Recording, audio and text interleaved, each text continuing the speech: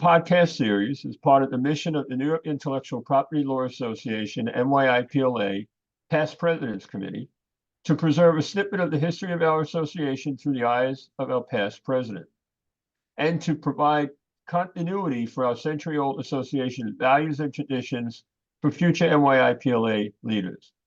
I am Rob Rando, the current president of NYIPLA for the 2023-2024 term. Today, we are pleased to have with us Dorothy Auth. She was the 93rd president of the NYIPLA during the 2015-2016 term. Dorothy, welcome. And before I get into any questions, do you have anything you'd like to say up front? I have loved NYIPLA, and it is my true pleasure to participate in this Past Presidents podcast. And if you can say that 3 times fast, good for you. And I look forward to our conversation. Wonderful, and I concur with you on the lovability of NYIPLA. I'm right there with you. All right, so Dorothy, please tell us a little about who you are and where you are in your career today. Sure. So I started in patent law a long time ago as a PhD scientific advisor. Got out of school with a PhD. Wasn't sure if I should go to law school or take a postdoc in New York City. Decided that I liked wearing suits better than jeans, and just took a position as a scientific advisor. Went to law school at night and became an attorney at a law firm that, God rest its soul, Morgan and Finnegan. And after 15 years there as a scientific advisor, an associate, and then a partner, I moved to my second law firm, which was Cadwalader, Wickersham and Taft. Spent 16 years there, led their IP group for several years, and have very recently made a lifestyle choice to join a new firm, which is actually one of the oldest firms in Colorado, by the name of Davis, Graham and Stubbs in Denver. And so that's where I am now. Oh, that's great. I like that lifestyle change. I like that a lot. So how did you first become aware of NYIPLA? So at Morgan and Finnegan as a scientific advisor, and Morgan and Finnegan was an IP only boutique. It was pretty much a given that you were automatically joined in the NYIPLA. The firm was very active in the NYIPLA, and it was really expected that you too would get involved. And so I dutifully followed the rest of the firm in that regard. And I'm very happy I did. So when did you first become involved with the association? So as I said, probably my very first involvement was to go to the judge's dinner. And so even before I was an attorney, I would attend those because my firm had a very large reception area, and we were prominent in the NYIPLA. And so from a very young professional age, I was part of the NYIPLA. And is there anything in particular other than the firm culture that inspired you to join? Well, you know, it grew from there. It was and is just part of my practice and part of my professional life. And so it's hard to say if there was something that sparked it. It's almost like being born into a particular religion. You know, the NYIPLA has always been part of my professional life. I like that a lot. Born into a particular, I like that a lot. You don't mind if I co-opt that? No, just made it up. Okay, I mean, I'll give you perfect attribution if we need. So what activities or roles did you engage in early on as a member? So my first involvement and probably primary before I joined the board was getting involved in they called it the CLE committee back then. And it was a committee that was involved in putting together and organizing events, so CLE events. And we organized, we thought about topics, we thought about who would be a good person to present.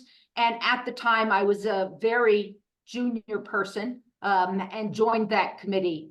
But it was a fabulous way to stay up to date and think about what was current in our field and how we could present that to our organization and the IP community in general in New York. Sure, and also, as a junior practitioner, it enabled you to interact with more senior practitioners and with others in the community, right? In the patent community. Absolutely. And, part of being on that organizing committee was reaching out to people to see if they would speak. And, when you're a junior associate, that's really quite daunting.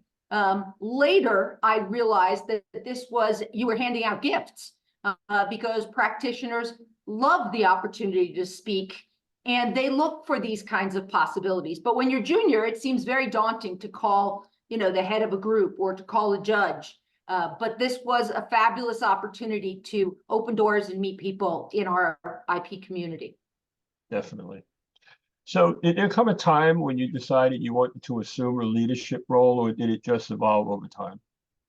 I spent many years working for or with both, with a wonderful leader named Chris Hughes, and he was he was the managing partner at Morgan & Finnegan, my first law firm, and he was the head of the IP group at Cadwalader also. And he was my mentor and brought me into the fold. He first suggested that I get involved with the CLE committee, and then he nominated me to be the head of that committee. And then there came a time when he was president that he suggested that I be the secretary on the board of directors. And I, of course, said yes. I thought I would just be taking notes. I had no idea that meant that I could potentially take a leadership role. But I was thrilled to do that. And it gave me further depth of knowledge of what the NYIPLA was all about. Sure. Chris Hughes is one of the many wonderful people that I've come to know associated through the NYIPLA. So let's talk a little bit about your time as president. You described that you were a secretary, but what was your trajectory in the organization leading you to becoming the president? So I got to be the secretary for 2 years, and then was voted onto the ladder. So I went from note-taking to being part of the organization and moving my way toward the presidency.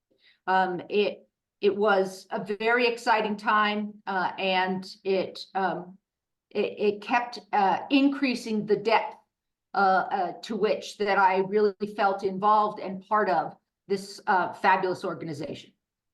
Yeah. So before we get into some specifics about your presidency, can you give us a general overview of the IP landscape in terms of the issues that were confronting the IP community during the time you were president? Yes. Yeah, it was an interesting time. So it was 2015, 16, as you already mentioned, and literally that was the year after Alice came out. And Alice really impacted our practice, as you well know. And since then, we have been struggling with this 101 patent eligibility question. And it was top of everyone's mind. What in the world are we going to be doing about that? And in late 2014, Mayo, Myriad, all these cases came down, and they really rocked the foundation of what we understood to be patent eligible. I mean, I had spent 10 years working for the NIH, where filing a claim directed to an isolated and purified protein was the norm. It was accepted, an isolated and purified DNA. And then suddenly to have all of that come back at you and be held not patent eligible makes you really sort of shakes your understanding of what patent law is all about. And that's that was the environment that I came into. I think that was the biggest case. There were others. There was Akamai that came out in 2015. There was Comeal, In Re Cuso, the very first IPR type case.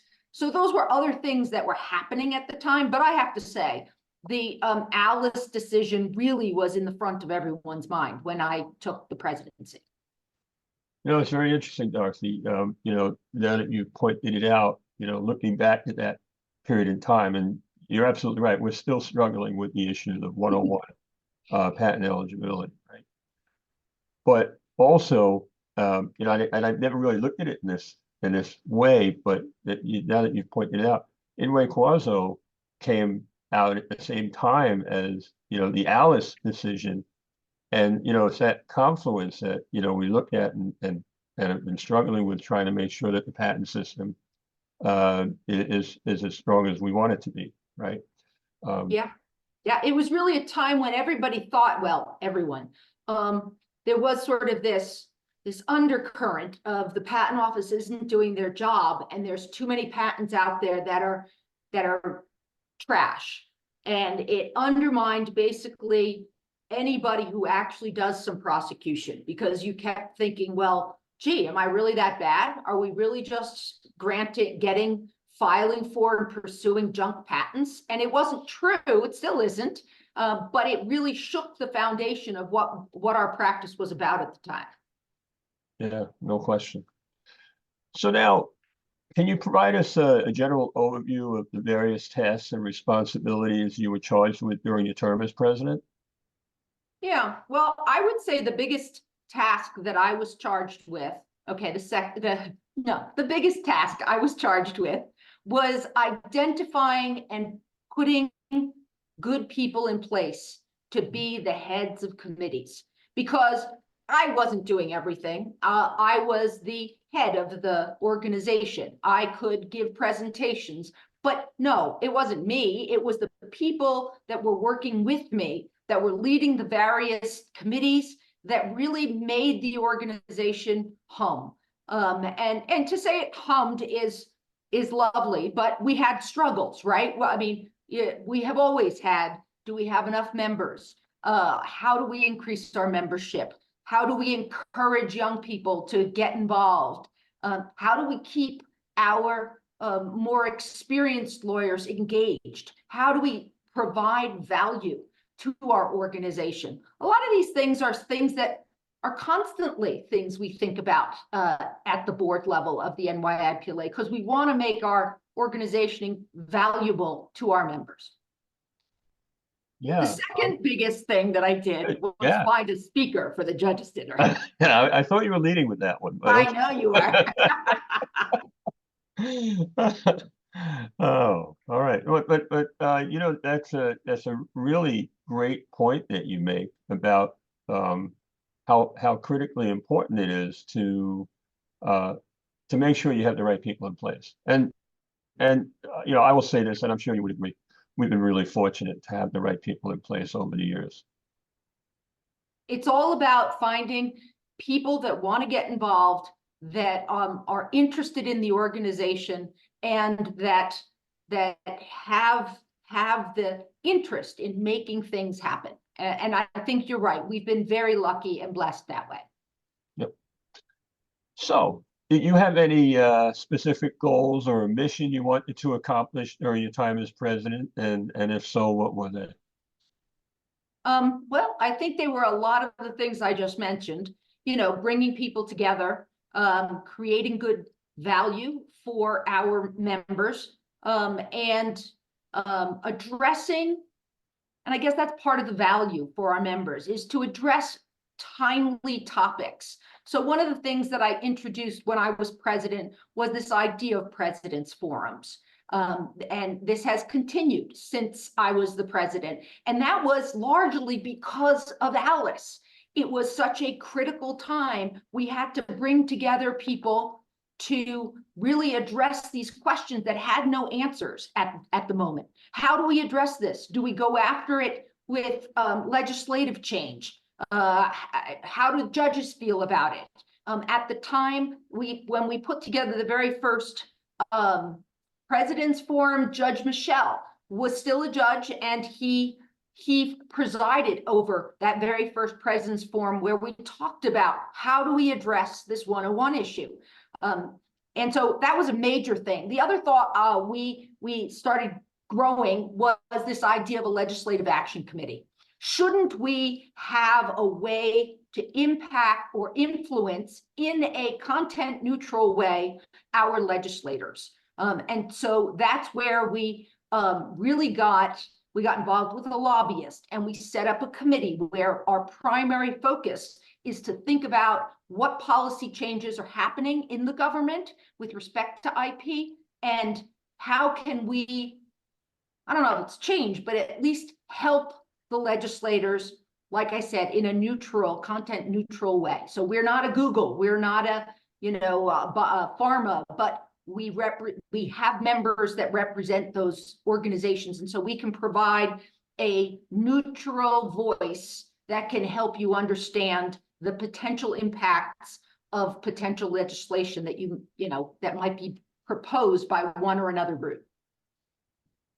Well, those were outstanding initiatives, and I do recall that the President's Forum was amazing, the President's Forum.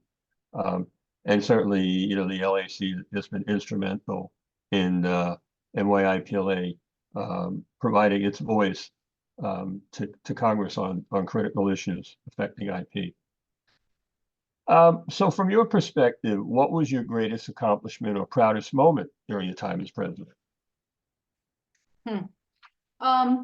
I think that it was really setting up that first President's Forum. I think that was really a special event, and it created something that we didn't have previously. And I think, the shift toward looking at patent policy was also an important one for me. Those were two really important aspects of my time as president that I remember. Well, I can tell you we're fortunate because that legacy lives on. What was your greatest challenge? Other than finding an appropriate judge's dinner speaker. I know. It takes up Trust me, I a know. lot of great space. Oh, it's true. It's true. And then, of course, finding the right recipient for, the medal award. Outstanding public service. Yeah. Public service, yes. Although, I know that my decision to name Judge Davis was controversial at the time, and there was backlash. But at the time, it was right as Judge Davis really created a, for lack of a better word, a market for patent cases in his district, where he became known as the patent court. That could be very patent friendly, and you could get a decision quickly. Other than the Eastern District of Virginia, courts hadn't really done that. And the hold that Judge Davis created on patent cases down in Texas lives on today. Maybe slightly shifted to the north, but it is still a very strong influence in how patent cases get litigated. And so that was a challenge, but I'm going to stand by my decision to name him. Well, it's very interesting. I wasn't aware of it, but in some ways you can say, it kind of built the town. It did, absolutely. Right? Yeah. Yeah, it was just a main road with a couple of strip malls on the sides. Yeah, so it's a way to make a community prosperous. Mm-hmm. You may have already identified it, but what is your fondest memory as president?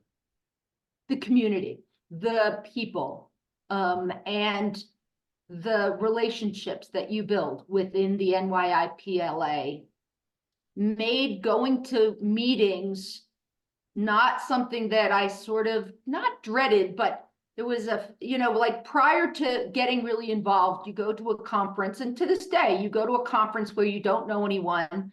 There's a little bit of anxiety. I don't know anybody in the room, and I have to schmooze. I have to go out there and network, and that's hard. And within the NYIPLA, when I go to a meeting, I feel like I'm with my community, people that I know, that I've worked with for years, that have worked with me, and it feels like coming home. And I feel like that's how that's how a IPLA organization should feel. And to have that in such a big city is really quite special.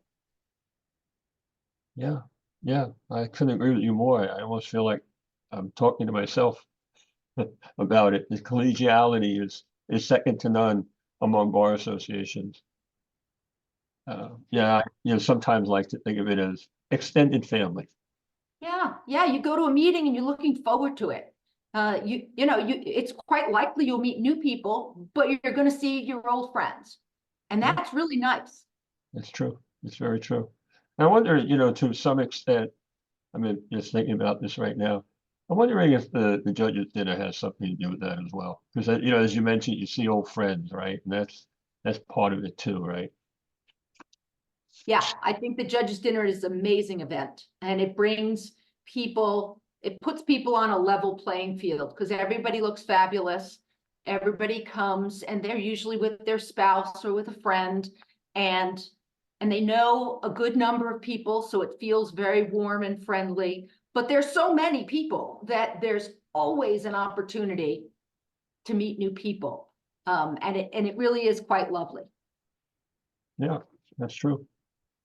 So, what advice can you give our younger or newer members of NYIPLA if they aspire to assume a leadership role or possibly one day become president of NYIPLA? Well, I mean, I think I would start by giving young attorneys the recommendation to get involved and to show up. Now, in today's work environment where we're still half at home, half in our office, showing up is a big step. But I really do believe, and maybe I'm a little old fashioned, but I do believe showing up and meeting people and shaking people's hand gives you a stronger relationship to other people, and it gets you involved. And I think that the NYIPLA is moving back to that as quickly as possible, because being present and being with other people allows your light to shine much better than if you're on a Zoom call. And that's really important for young people to hear, because they don't think that way anymore. Not all, some, because of what we've been through. But being right there is the best way to make your light shine and let people see the leadership capabilities that you have. And that's how you get to be a leader. You have to just be there and be involved, and share your ideas. And that would be my advice. I think it's excellent advice, and you're absolutely right.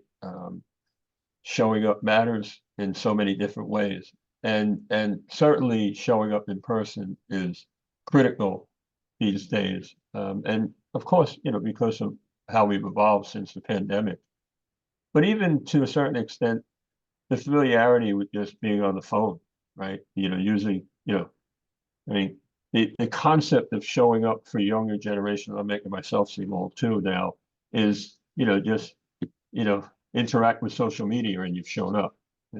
It's more than that. Yeah, it is more than that. And being with people still has relevance, and it's the way to get to that next level. Human contact. Yeah. Okay, so what advice can you give younger or newer members to get the most benefit from their membership in NYIPLA? Oh, I think it's exactly the same thing. Show up. If you can get on a committee, get on a committee. There's lots of committees. I think that's how almost everyone that is on our board got there. They got onto a committee and they threw their 2 cents in so that people can see, let your light shine. That's all I can say. I like that phrase. I'm going to steal a few phrases from you if you don't mind. So, Dorothy, any final thoughts as we wrap up this interview? Look, I just moved to a new state, far, far away from New York City. And one of the greatest things that I miss is the NYIPLA. And I show up for everything I can get onto on the internet whenever it's provided remotely, because the NYIPLA is a fabulous organization that has been like family to me. And I think that young folks and old should get involved and stay connected to the NYIPLA, because it really does give you a connection to not just people, but also to the content, to the actual get your finger on the pulse of what's going on in IP law and stay there, stay up to date. And the NYIPLA really always challenges you or me, to stay up to date and know what's going on. Because it's so easy to kind of fall out of, gee, what case just came out? But when you're involved with the NYIPLA, or even just by starting by attending meetings, you immediately will be getting the best and most current perspectives from top practitioners on a particular topic through the NYIPLA. Well said, well said. And I really want to thank you for doing this, Dorothy. You and I have been part of an extended family for years. We know each other, we've worked together, and I cherished every moment of that. And so I truly appreciate it, Dorothy, I really do. Hey, and if you're in Colorado, give me a call. I will. Enjoy the rest of the weekend. All right, take care, Rob. All Bye-bye right. now.